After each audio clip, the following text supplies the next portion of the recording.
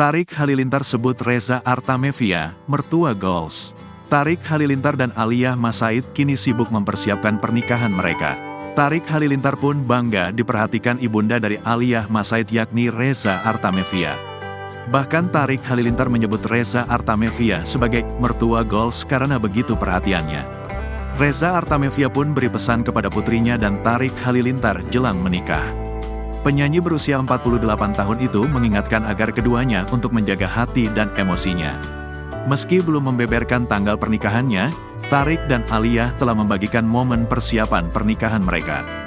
Dalam unggahan YouTube Tarik Halilintar, tampak ia dan Alia tengah bertemu dengan para vendor acara pernikahan mereka.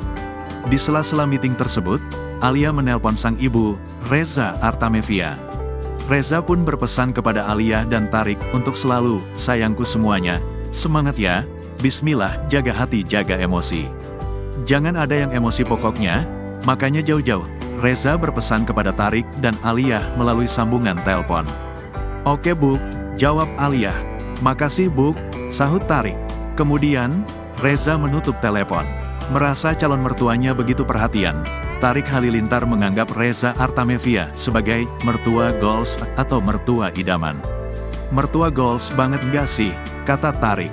Sebelumnya, Tarik telah membeberkan konsep pernikahannya dengan Alia nanti.